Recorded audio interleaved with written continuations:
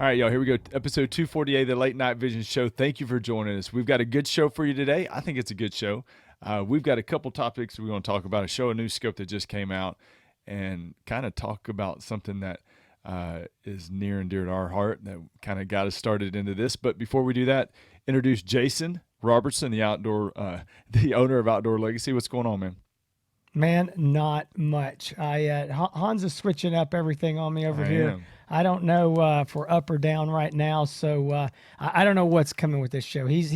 We've done 240 something episodes the same way, and he's over here changing things up. And we may be an executive producer change after this. We're taking applications again. It might be. No, dude, It might be.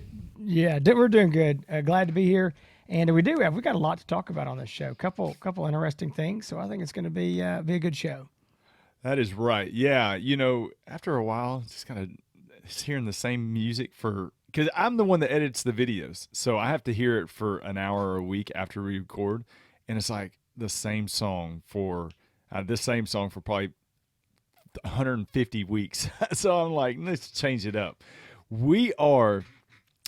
First thing that we're going to do, we're just going to talk about the XG50, the Pulsar Thermion 2 XG50 that was just released, and it is brand new. We just got them. I mean, this thing's not even in a mount yet. It has been raining outside. Haven't even had a chance to mount it.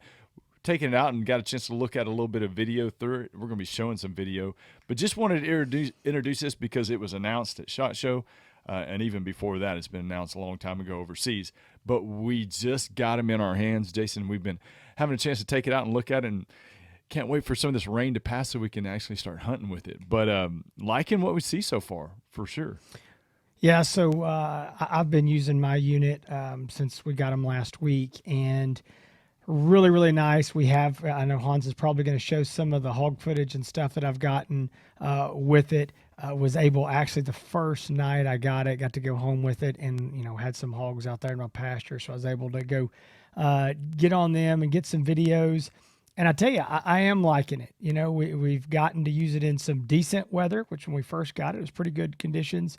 This weekend has been nasty and raining, and we went from nights in the high 20s and 30s all the way up to now we're in the 70s and 80s and lows in the 60s. So kind of that big humid switch. So kind of getting to use it in all the conditions, which that's what we want to do, see what it does in the good and the bad. If you don't know what this scope is, this is not going to be a full review of it. We're just going to briefly talk about it because it is such a big deal. This scope has been very much waited on for many months. As Hans mentioned, it was originally announced at EWA, which is the European version of essentially the SHOT Show, in March of 2022. It did not come to the market until, again, right now, January of 2023. So almost a full year. So a lot of people knew that this thing was going to be coming, and they were excited about it, us included. Now, I want to say so it is a Thermion 2 from, again, Pulsar. I guess we might have said that. Pulsar Thermion 2 XG50 with a laser rangefinder. This unit is a 640 by 480 12 micron, 3-power base magnification. And I know one of the questions that I've been getting just nonstop is, I don't understand what's the difference in this unit and the current XP50 laser rangefinder. And the main difference is this. The XP50 is a 2-power, 640, 17 micron. This unit is a 640, 3-power, 12 micron. And so that's the main difference. The 3 and the 2 power is really where it's at. I mean, that's why you're going to buy the XG50 over the XP, is because you're looking for that higher base magnification. And again, there is a big difference. I'm running this side by side with my XP50, and it's, again, one of those things where a lot of people go, well, 2 power, 3 power, 6 of one, half a dozen of the other. It's really not. There's a significant magnification difference between 2 and 3 power. So I just always like to point that out to people. If the XP50, if that's just going to work perfect for you and you need that really wide field of view and you're going to be doing a lot of closer range shooting, the XP is great. But the XG probably would not do you good and then vice versa. I think if you're going to do a lot of coyote hunting, you're going to be doing a lot of shooting out there over 100, 150 yards or whatever that is, 125. I think you're really going to need to look at that XG long and hard to get that extra magnification. Yeah, and definitely, I would say as well. Just looking through this, I know that you put them side by side with the XP50. Just using this new optic here, just for the last several days, there's a significant picture image. I would say pretty significant picture image difference between this and the old XG50. You know, the previous XG50 that was come out. You know, the first XG50 that was released had the BAE thermal sensor. They changed this one back. They're using the Linred sensor on this new the Thermion 2 XG50. And I think that that's better for them. I think that's an improvement. They have a lot more experience with this sensor, just from all their previous models, their long history with using this component. And I think that it has definitely been an improvement for the picture image. And it's something, Jason, that, you know, we used the original XG50 for a long time. It was a great seller. I hunted with it personally for quite a long time and really liked it. And when that original XG50 went away, there were a lot of people in the market, and it just recently went away, but they just started, you know, phasing them out several months. Yeah, during the summer of 2022. Yep. Yeah. So there were a lot of people out there that said, well, Pulsar doesn't have they don't have a coyote hunting thermal, or they don't have something, high resolution with, that's going to be a good coyote hunting thermal. Well, we all knew this was coming, or, since it was announced, in EVA last summer. So we knew that this was coming. It wasn't that Pulsar was neglecting coyote hunters. So this fits right in perfectly. What I like about it, Jason, the fact that the Thermion 2 XP50 Pro, LRF Pro, and the Thermion 2 XG50 LRF Pro are the exact same price. They're both $59.99. I'm going to interrupt real quick. This is not a Pro model, and the XG is not a Pro. And I just want to be clear on that, because I've already gotten that question, is what's the Pro? The Pro is indicating a sub 25 millikelvin, which is just a more sensitive sensor. And the XG, this Linred XG, 640 12 micron sensor is not sub 25 millikelvin. So I'm sorry to interrupt in the middle of your deal, but I just wanted to be clear, because that is an important factor. I just wanted to be sure people understood. Yeah, exact same price, which normally, as you know, higher magnification optics of similar resolution is going to be a little bit more expensive. So I was actually pleasantly surprised about that. That was I would not have thought that. But yeah, exact same price as those two models, $59.99. The great thing is we've got them now. So if you're interested in ordering any optic, any night vision or thermal optic, this XG50, which we got on the shelves right now, you can call us 877-350-1818. You can talk to one of us about this optic, any optic that you might be considering. We can either clear up some confusion. We might muddy the water a little bit more, but I think at some point we can help you make a decision on what you want to get. You can find all of these optics at the website, outdoorlegacygear.com. But just wanted to show you, let you know about the Thermion 2 XG50 LRFs, let you know that they're here. We'll be doing a full review, full testing, a bunch of content. Obviously, we will dedicate a full show to it. But this is something we wanted to kind of introduce now, because that has been talked about for so long, since last summer.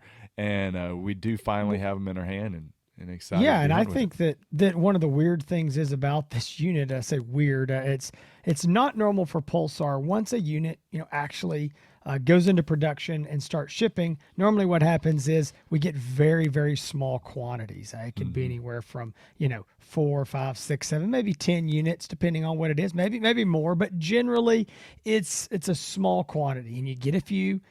And then you wait a few weeks. Sometimes it's 3 or 4 weeks. Sometimes it's maybe 5 weeks. But then you get another shipment, and they start trickling in. And again, so it's normally very hard to get these Pulsar optics on a new release. But what they did with this unit was they knew it was coming in very close to SHOT Show. And so in early January, they got a shipment here into the U.S., and they said, you know what? we're just weeks from SHOT Show. So rather than trickling these out like we normally do, we're going to hold these. We're going to hold these units back. We got another shipment coming. We're going to build these up. We're going to have these ready to go out right after SHOT Show, and that way dealers can come, they can see it, they can put their orders in, and we can ship them right out, and everybody can get a decent quantity of them, which again is something that's not normally the way it works for Pulsar. So that's why we're talking about it, and we're excited because it's not one of those as of right now. Again, this is the end of January, 1st of February, 2023. We're not having to talk about it as, well, call us and get on the waiting list. I mean, this unit is in stock. We filled all of our previous back orders, guys that had been waiting, and we still have some left on the shelf. So that's why it's worth mentioning, because it's not one of those, well, hurry up and go stick your name on a list and wait 6 months. No, these units are legitimately sitting in our warehouse ready to ship. So that's that's good. It's a good thing. It's kind of a rarity in this business that you get to announce it and then have it. But we do have especially from Pulsar. Yeah. Because that's exactly typically right. a wait. Yeah, definitely. There's a lot of new Pulsar optics that are coming out down the road that are going to be spring releases or even summer releases that we're excited about sharing. But this XG50, I'm going to be hunting with it for a while. So we've got a coyote hunting, predator hunt that we do. I do one coyote tournament a year. It's the Conway Farms Predator Hunt. I guess I should plug it now if you're interested in, and if you're interested in getting into that tournament, if you're in the East Texas area or anywhere around, you can definitely reach out to me and email me. But we do that in the middle of February, and this is the scope that I'm going to use for that tournament. It's going to be a perfect fit for what we're trying to do and shooting coyotes. So I'm gonna get this thing mounted up again. As soon as the rain clears out, it's going on a rifle.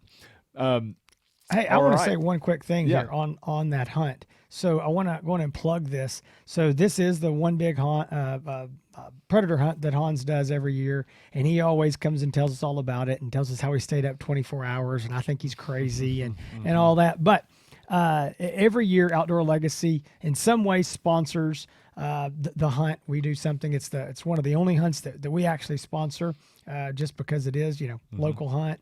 And however, this year we've teamed up with AGM, and AGM and Outdoor Legacy will be giving away a AGM Adder TS50 384 thermal rifle scope. This is a $3,000 scope. I don't know, Hans, if y'all figured out, exactly who's going to get it or how you're going to award it. But guys, that's going to be a big deal. It's a big giveaway, a $3,000 scope plus all the prize money and all the other things. So if y'all are looking for a hunt in, Texas, not just East Texas, right? Because you can be anywhere in the state. Yeah, as long as you make way in. Yep. As long as you make the way in. So guys, definitely you can go to, I know Hans's Instagram and see more about that. If you don't know what's going on, is there something on Facebook as well? Did we post something? I'm sure. Legacy, the best thing, is to find me on Instagram. If you're not on Instagram, you can email me, hans@outdoorlegacygear.com. If you want more information on that. But the deadline to enter is February 11th, which is the day that, before the day of it starts. So it's not a 24-hour tournament. We didn't do a 24-hour tournament last year. It starts at you're not doing 24 hours. No, we did it last year. It was 4 p.m. to 9 a.m., which I was very much in favor of. That's still okay. It doesn't matter. It's all night. You're not sleeping. That's 24 hours. Yeah, you're not sleeping. And I can't. I always think, man, I'm going to sleep in the morning before, just sleep as long as I can. But I never can sleep past 8 in the morning. So I'm always up early and doing stuff. But thank you to AGM. Thank you to Outdoor Legacy. This is the best giveaway prize I think we've probably ever had. It has to be. We give away this optic, or we will, as a door prize. So everybody that comes in for a weigh-in, you're going to get a little ticket, and we give away a bunch of other stuff. I say we, Conway Farms gives away a bunch of other stuff, but Outdoor Legacy, this is our big, and AGM, this is our big contribution to that, and we are very excited about it, and we gonna officially announce that soon. So that's we got that coming up. I always I kind of dread it, and then the day of, I'm a little bit excited about it, but I haven't got to that point yet. I'm still kind of dreading it. Not gonna lie, but we won last year, so we got to defend our title. So we'll see if we That's can right. defend our world championship title and World retain the belt champion. for another year. All right, y'all. Let's talk about our main topic. Why is night hunting so addictive, Jason? There's so many people that call that we talk to, and they're like, man, I'm just hooked. I'm just hooked on this, and never thought I'd be hooked on it. Or somebody that buys a scope for the first time, whether it's night vision or thermal, really doesn't matter. And they say, my buddies do it. They say I should get into it, so I'm going to try it. And then we hear back from them a few weeks later, and they talk about how they're hooked into it. I've got a buddy that just bought a scope, and he's texting me all the time, wanting to go hunt. He's hooked into it. So why is night hunting so addictive? And to say this and to back up a little bit, I'm sure that duck hunters and deer hunters would say the same thing, that their sport or their little hunting niche is addictive, and it can be as well. But I want to talk about, and Jason, I'll let you get into it. And I'm going to talk about a little bit what got me into night hunting, what got me addicted to it, and ultimately something that kind of changed the course of my life, in the last several years. So 10 years ago, not quite 10 years ago, almost 10 years ago, my brother-in-law, who is one of these guys, and Jason knows him pretty well, he's got a lot of toys, and he's one of these that if there's a toy out, he's probably going to be the first one to have it. He's this type of guy that he's got he probably won't want me to talk about all the guns he's got, but he's got quite a few guns. But I always joke because the only thing he doesn't have is a flamethrower. So I was like, oh man, this year we got to get you a flamethrower. Yeah, it's because that's pretty much the only thing he doesn't have. But he had a thermal scope early on, back when they weighed 12 pounds, and it was the size of a satellite dish, that you put on top of your rifle. And he had the biggest, fanciest thing. And I was always into hunting. I wouldn't say that I was always addicted to it. I did it from the time I was a little kid. But as everybody else, as we all do, and we get older, we get married, we have kids, and our kids turn into our lives.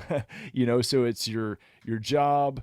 And then once you're done with your job for the day, then it's just kid activities. And that still kind of goes on. Jason knows I'm always taking a kid or having tennis or something. But you get so wrapped up in that routine of work, taking the kid to practice, doing this. And you get into like a burnout phase, and just kind of like, I don't want to say burned out on life, but you get in a routine, and it's hard to get off that path.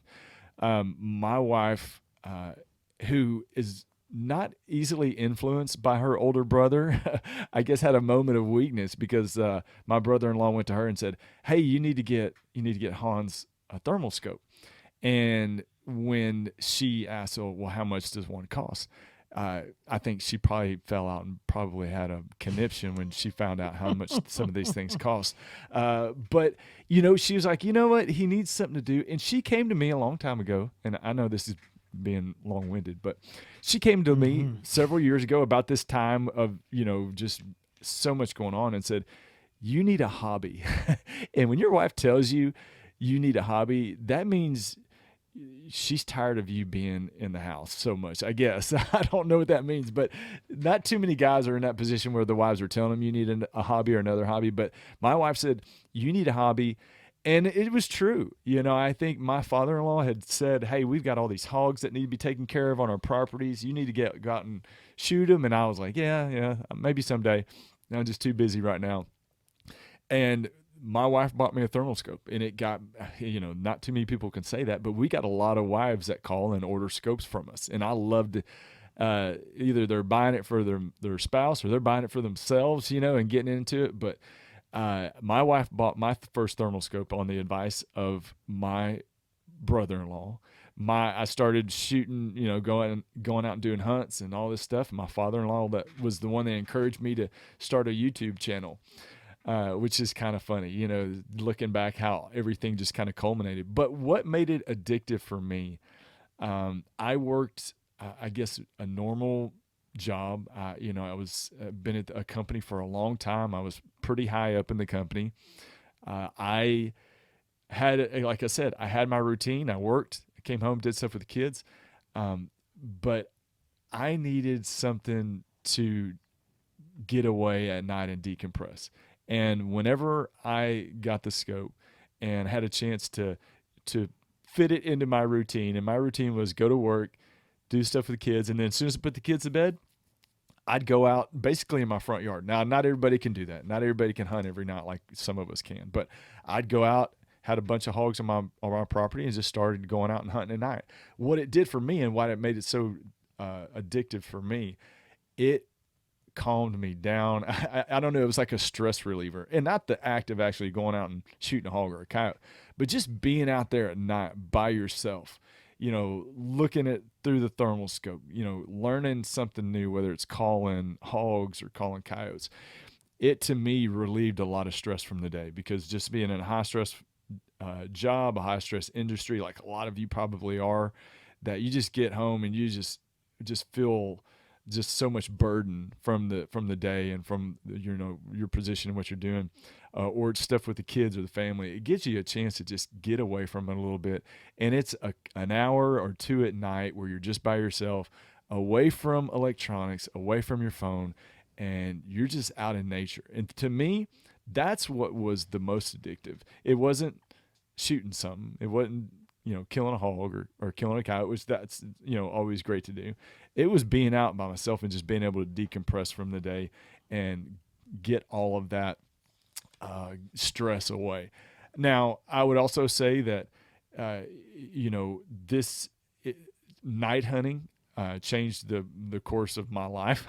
It got, I went full time with Outdoor Legacy about a year and a half ago. Jason and I have worked together though for many years before that, with the show and with content and some sales stuff. So not everybody is looking to do this to have a career out of it. That's the way I say it was a complete shock. I know God intended it from the very beginning. He knew that this was going to happen, but it was a surprise for me that this would change my life for the better.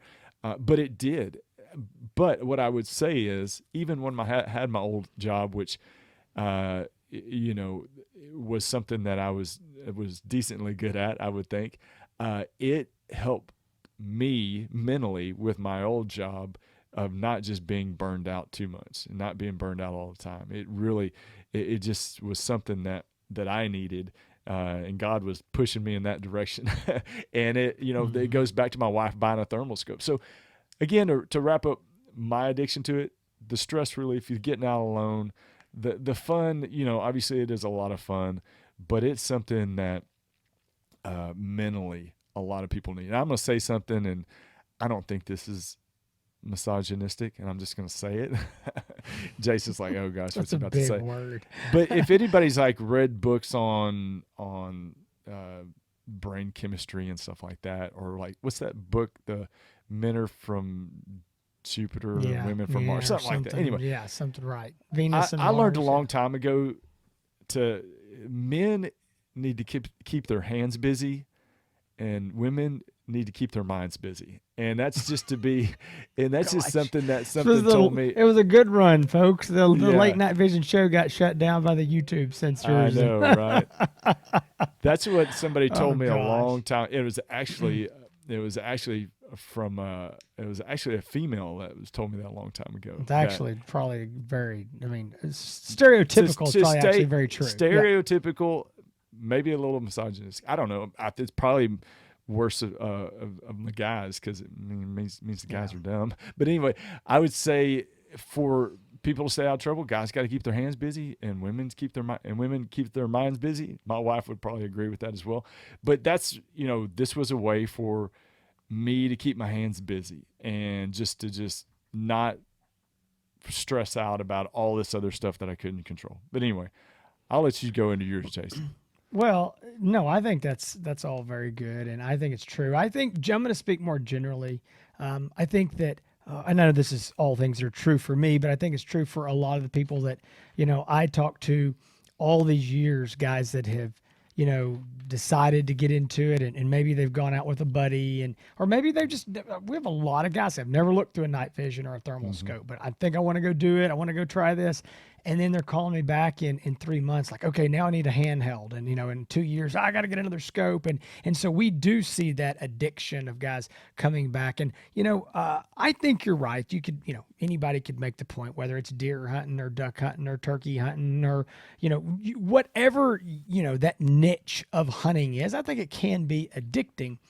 But I think the one thing that is grown this craze of night hunting in such a short time. And again, listen, guys, I know night hunting goes way back. I mean, I go back to the days of using the little curly corded Q beams where we would plug them into a car battery and put the car battery in a 5-gallon bucket, and somebody would draw the short straw and have to carry that bucket out there in the pasture. And I mean, I've been there. I've done all that growing up, but I think the night vision and the thermal really blew this up, where now guys are doing it all the time, and there's a whole industry around it.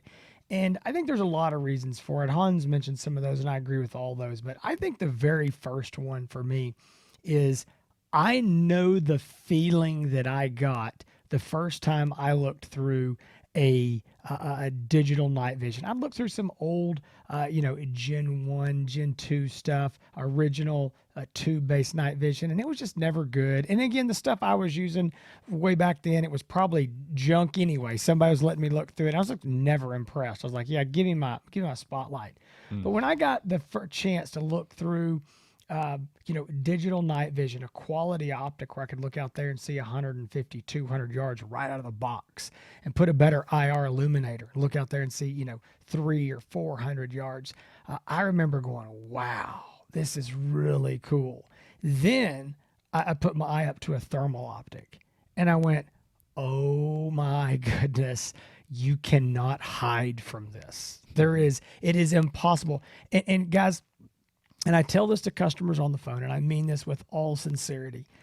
I look through a thermal optic almost every night of the year. I mean, if I'm at home, I'm pretty much looking through a thermal optic, and a lot of times I carry something with me on vacation just to goof around with in different terrains or environments. So I'm using them all the time, but it never ever gets old when I walk outside.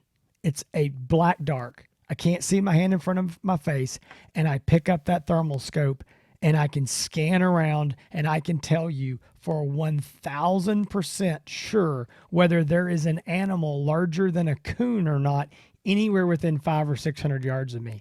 That is a weird feeling at night. I mean, it's weird in the daytime, because a coyote can stand down there in the tall grass, or up against the woods, and you not see him. But at night, it's even harder. It's even, again, you just can't see. But to look around out there and nothing can hide from you, to me, it's defying, the natures or the natures or the law of nature. I mean, we're seeing in the dark, and I just think it's cool. And I'm not say everybody, most everybody who looks through these does as well. And that's what guys tell me, is like, oh my gosh, I was amazed at what I saw. A guy called me the other day. He said, man, I've lived on my, this farm here for years and years. I bought a thermal scope from y'all. And he said, I've just been using it for 3 or 4 weeks. And he said, it blows my mind to know how much is going on within 200 yards of my house every night that I had no idea. He's like, I've got coyotes crossing this field behind my house. I've got coons out there fighting. I've got, just all this stuff going on, birds sitting in trees. He goes, I just didn't know any of this stuff was just, that there's a whole world going on at night that we just don't know anything about. And so again, I know I'm harping on that big time, but I do. I think it's just really, really cool when you can appreciate what this technology can do for us. So I think that's very addicting. I think that, something that Hans kind of touched on here, and I think, Ken kind of leads into this. Sorry, I'm getting a drink. Is that you can go out at night. So you don't have to take a day off work. You don't have to spend your whole Saturday that, you finally got the day off. You want to spend some time with your wife or kids. Maybe you need to mow the yard. You got honeydews, things around the house or the farm that need to be done. And, if you're a deer hunter, or maybe a duck hunter or whatever, that's your day, man. I got to go out there. I got to go sit in the stand. I got to be there at 5:45. I got to sit there as long as I can. And then I'm going to come home. I'm going to eat lunch and, I'm going to go back, or I got to go to the deer lease or wherever it is. I can't even go home. And you spend that weekend and maybe you got to, take off early on Friday to go do it. The thing about night hunting that so many people enjoy, and I know, Hans and I do this, put the kids to bed. You can go out. And you don't have to spend all night. If you're that kind of guy and you want to go drag in at 6 a.m., go do it. But if you put the kids to bed at, 8:30, 9 o'clock, and you go out and stay till midnight, you can still get in, get a full night's rest. Maybe you missed an hour of sleep or something. No big deal. You can handle it. But nobody's upset. I mean, the wife's not mad because, you're not there to put the kids down. She's already going to bed in it. You know what I mean? So I think that's an addicting thing of, hey, I can go do this whenever I want to go do it. And I'm not neglecting other things in life that need to be done because it's at the end of the day. It's at a time when I'm probably going to be sitting around, playing on Facebook or the internet or watching TV. You don't feel like you're missing anything. So it's exciting to get to go out there. The other thing I would say, now this is not going to be true for all of our northern friends that have got coyote seasons. I know a lot of states have seasons. And you're, hey, guys will tell me, I can only hunt from, January to March or February and March. And I get that. But there's a lot of other states, especially here in the South, that we have hogs. There is no season. It's 365. Again, same thing for coyotes. I know here in Texas, but a lot of other states, there's no season. It's just kill them when you want to. So what that allows is it can become an addiction more easily because you don't have this 60-day window.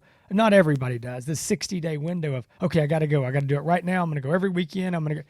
Man, you can go tonight, you can go tomorrow night, you can not go for 2 months, and then you can go every night. And again, I think that builds that addiction of, and I say addiction, and we keep using that word, but it's that love of it. I can do it whenever I want to go do it. And so anyway, I think that makes it a lot of fun as well. It does make it a lot of fun. Now, you will get some nasty looks from your spouse if you're saying, hey, I'm going to go hunt again tonight. And they're like, really? This is the third time this week. But, it's one of those things. You're like, well, I could be doing this and be gone for a night or an hour or two at night, or be doing something else that, like all my buddies do, hang out at the bar or something like that. It's, right. I think the spouses kind of think this is the lesser evil of all the alternatives that could be done, Well, I'm going to say something else too that I think is what's interesting about this is that it is, then I'm going to say this is it's equally, it depends on, what you prefer, but you can do this alone. So if it's like, I actually prefer to hunt alone. I like being alone. I'm on my own timetable. I may want to go out there, shoot a hog, drag it off and go back to the house. I really do like that. There's nobody else saying, well, let's go hunt 2 more times. Let's go do another set. I want to do it on my own timetable. Now, don't get me wrong. It's sometimes fun to go with buddies, or Hans and I hunt, or our buddy Ashley will go, and that's fun. It's camaraderie, but that's a nice thing about whether you're coyote hunting or hog hunting. You can do it in a group. You can do it alone equally as well. So if you want to go take 2 or 3 guys and you go out there and set up and call, coyotes or hogs, or go ride around on the side by side and look for hogs, you can do that, but you can also do it alone. So I think that's the nice thing. Whereas, deer hunting, you can go back to the deer camp and you can hang around the camp house and, you can build a fire and you can do it all there. But when you leave, you generally go out by yourself. Maybe you've got a kid or a spouse with you, but you're generally alone sitting there for long hours hoping to see the one big buck that you're out there after.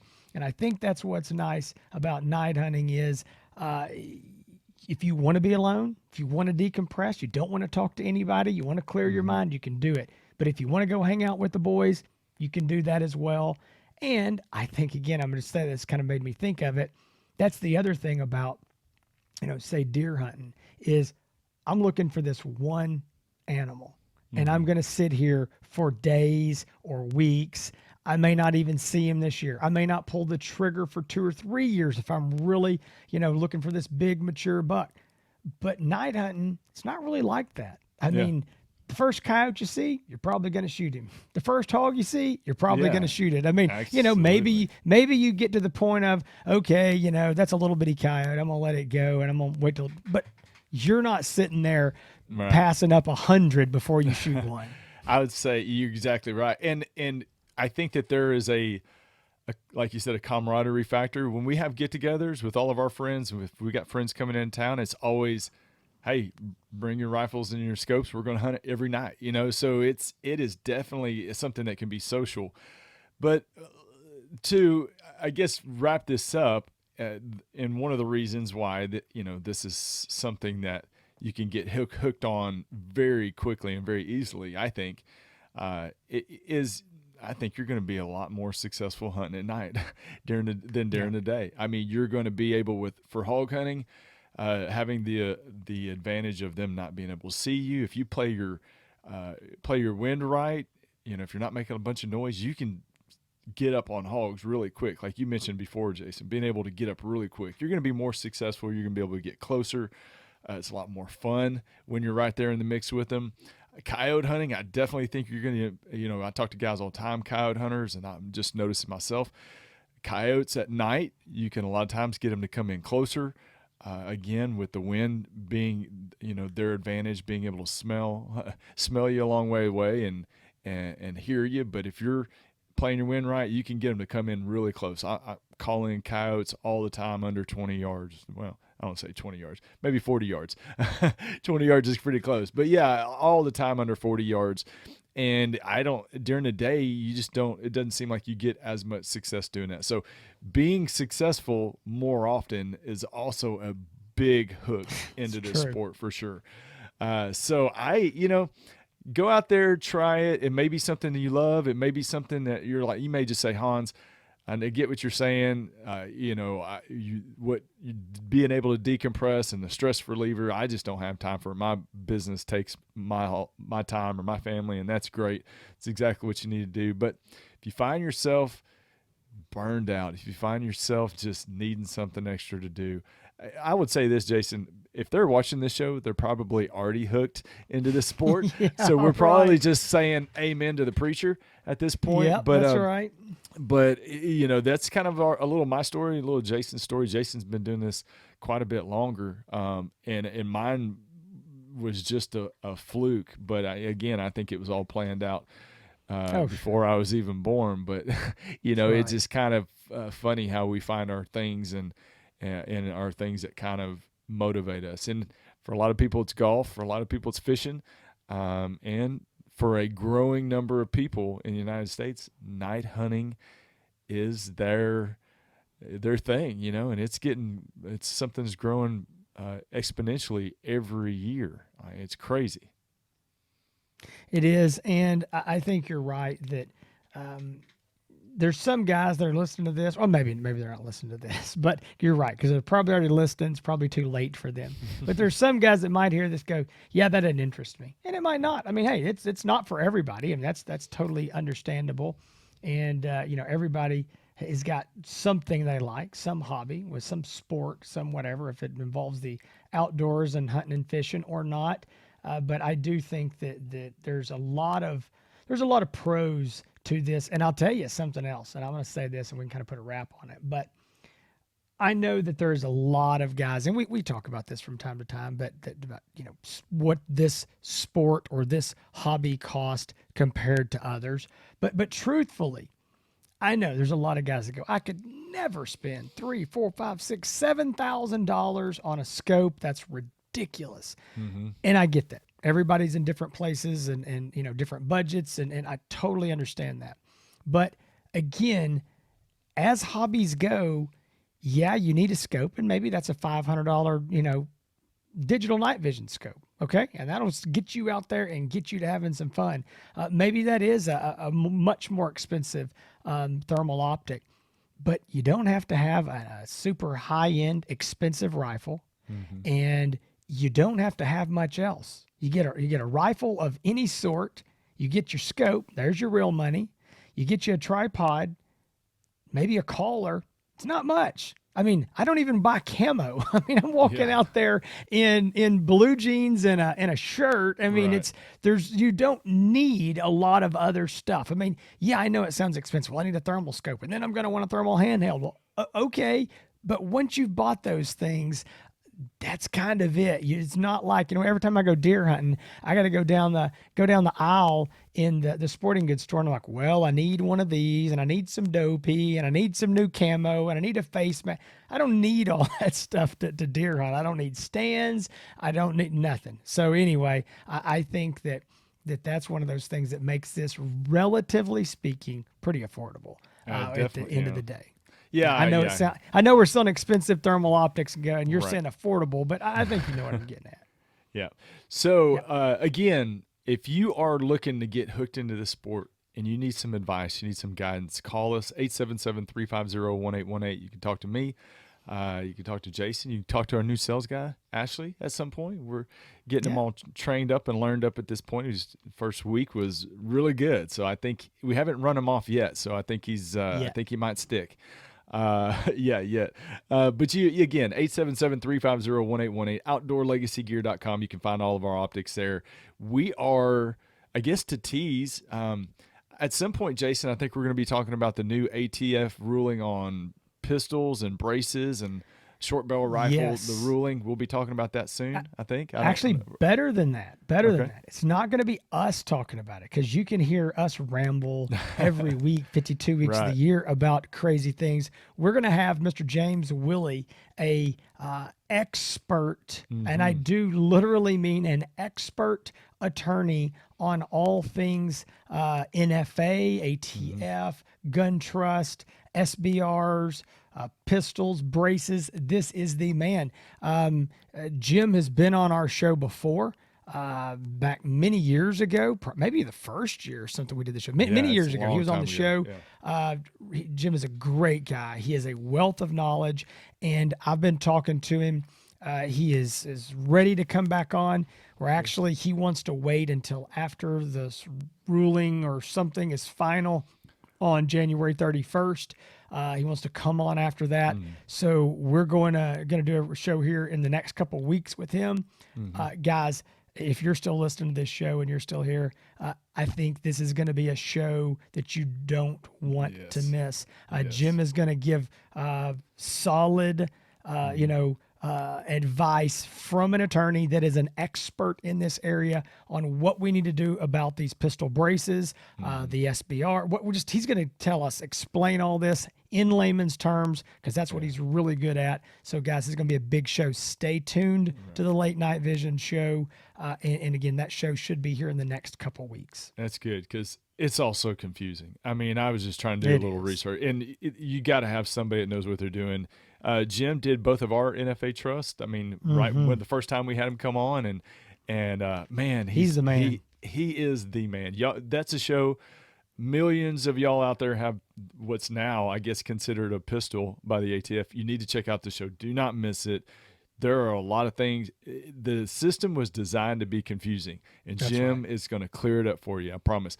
So stay tuned for that. Also, stay tuned for the review of the brand new, what we mentioned earlier, the brand new Pulsar Thermion 2 XG, the LRF XG50.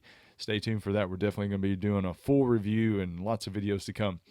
You can find Jason on Facebook, on YouTube, on Instagram, Outdoor Legacy. You can find him on a lot of the hunting forums answering some questions. You can find me on YouTube at Hans ETX. You can also find me on Instagram at Hans ETX. And we've got, like I said, a lot more coming your way this year. We do. It's very exciting. We got a big year. We're excited about it. We thank y'all for your support. We thank you for tuning in, whether this is your first time or whether this is your 240 something time. We really appreciate it. We hope to see you here next week. Between now and then, y'all stay safe in the fields and keep making those bacon pancakes.